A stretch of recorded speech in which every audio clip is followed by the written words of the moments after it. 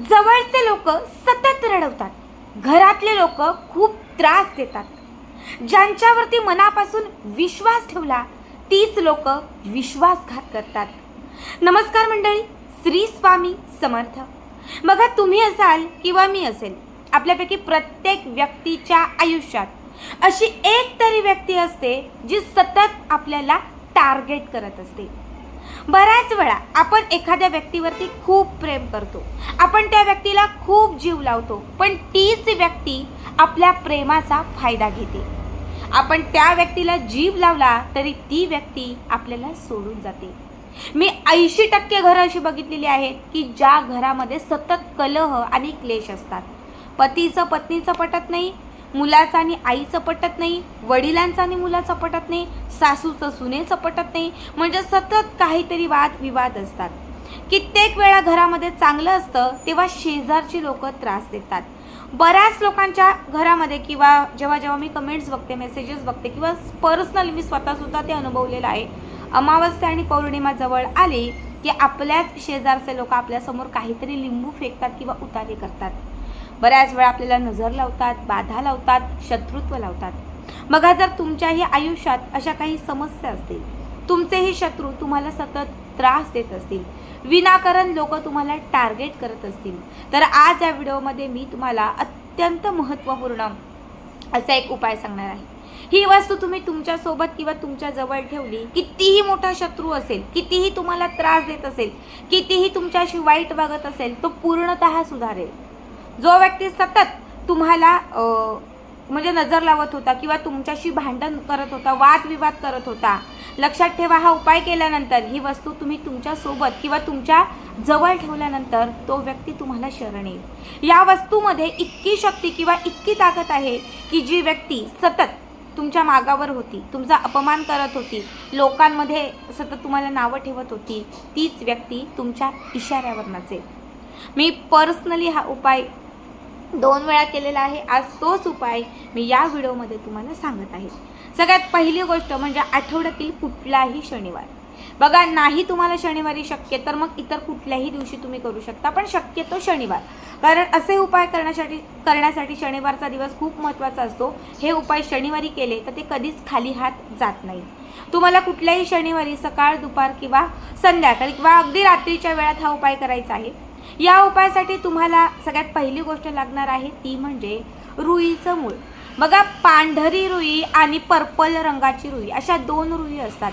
त्यामध्ये जी पांढरी सफेद रुई असते, जी वशीकरणासाठी, शत्रुत्व दूर करण्यासाठी किंवा जे लोक आपल्याला त्रास देतात त्यांचं जे काही म्हणजे ती जी काही वाईट बाधा आहे, जे काही वाईट आहे ते नष्ट करण्यासाठी ही पांढरी रुई शास्त्रामध्ये अत्यंत मौल्यवान मानली जाते. हीच पांढरी रुई तुम्हाला घ्यायची आहे, म्हणजे त्या रुईचं छोटंसं मूळ.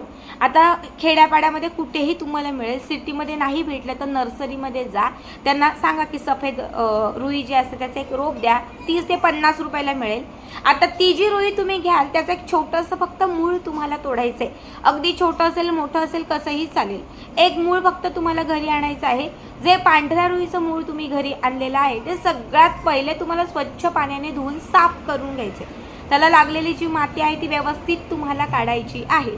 स्वच्छ पाण्याने तुम्ही हे मूळ धुतलं की त्याच्यानंतर तुम्हाला एक कापड घ्यायचं आहे.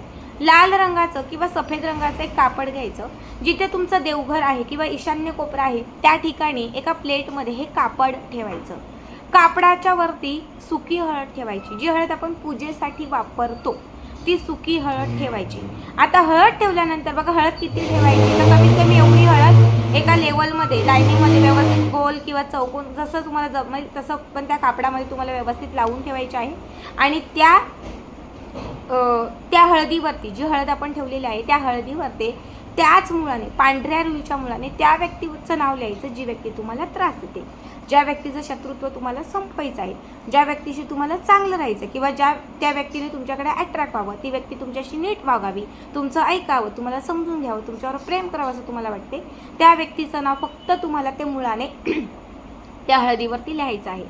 ठीक आहे. इतकं केल्यानंतर तुम्हाला त्या हळदीच्या वरती आता हे जे पांढऱ्या रुईचं आपण मूळ घेतलेलं आहे हे तुम्हाला ठेवायचं आहे. ठीक आहे. इतकं केल्यानंतर आपल्याला तिथे 5 मिनटं तरी बसायचे. 5 मिनटं बसल्यानंतर ज्या व्यक्तीसाठी आपण हा उपाय करत आहात किंवा ज्या व्यक्तीचं नाव आपण तिथे लिहिलेलं आहे त्या व्यक्तीचा चेहरा आपल्या डोळ्यासमोर आणायचा आहे आणि त्याच्यानंतर ती व्यक्ती तुमच्याकडे येते, ती व्यक्ती तुमच्याशी बोलतीये, ती व्यक्ती तुमचं ऐकतीये, ती व्यक्ती तुम्हाला रिस्पेक्ट देते, तुमच्यावर प्रेम करते, हे चित्र एक डोळ्यासमोर फक्त आणायचं आहे. इतकं केल्यानंतर तुम्हाला तीच हळद जी आहे ती थोडीशी एक किंचित उजव्या हाताचं हे बोट, करंगळीच्या शेजारचं हे जे बोट आहे त्यातून थोडी हळद तुम्हाला घ्यायची आहे आणि ही थोडीशी हळद तुम्हाला तुमच्या कपाळाला मध्यभागी लावायची. लावत असताना त्या व्यक्तीचं नाव घ्यायचं. समजा मी त्या ज्या व्यक्तीसाठी करते, माझ्या पतीसाठी करते, पतीचं नाव सागर आहे, मी त्या हळदीवर सागर लिहिलं आहे, तीच हळद थोडी उचलली आणि माझ्या कपाळाला सागर म्हणून लावली.